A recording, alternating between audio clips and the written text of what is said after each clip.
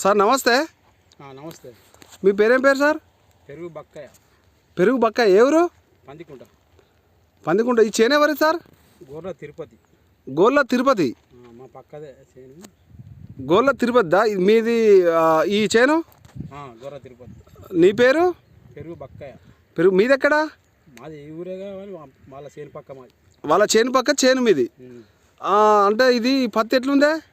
పత్తి బాగుంది. ఇది 25 క్వింటాల దాకా దిగుబడి వస్తుంది. ఓకే. అంత మీరు ఇప్పుడు అదే ఇది బాగుందని చూద్దామని వచ్చిలా? చూద్దామని వచ్చాం. అంటే ఇంతకుముందు చూసిల్లా? ఇప్పుడు మేము వచ్చినామని వచ్చిలా? చూసినాం, ఇంతకుముందు కూడా చూసినాం. ఇంతకుముందు చూసిళ్ళు. అంటే క్రాప్ కానీ కాయ సైజు కానీ ఎట్లుంది? ఇది బాగా సైజు బాగున్నది.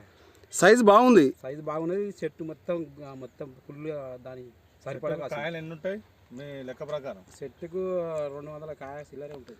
అబ్బా 200 ఉంటాయి. మీరు మొత్తం ఈ చేను మొత్తం చూసిలా? చూసినాం. ఇప్పుడు అందుకే వచ్చిళ్ళు. అంటే మీ అనుభవం ప్రకారం ఇది ఎన్ని క్వింటాలు రావచ్చా?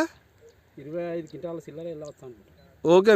మీ అనుభవంలో కరెక్ట్ చెప్పండి. నేను అడుగుతానని కాదు. 25 క్వింటాలు ఈజీ వెళ్తాయి. ఇది మీ చేను కాకుండా మీ పక్క పండు కాబట్టి వచ్చిళ్ళు. అది 25. కాయ సైజు బ్రహ్మాండంగా. కాయ సైజు బాగుంది. ప్లస్ క్రాప్ ఎట్లుంది? దగ్గర ఉందా దూరం ఉందా? దగ్గర ఉన్నది. దగ్గర క్రాపు. మండలు బాగా వచ్చినాయి. క్రాపు 200 కాయ రాకుంది. అంటే మీకు మీ అనుభవం ప్రకారం 25 ఎబ్బా వస్తుందా? 25 ఈజీగా వస్తుంది.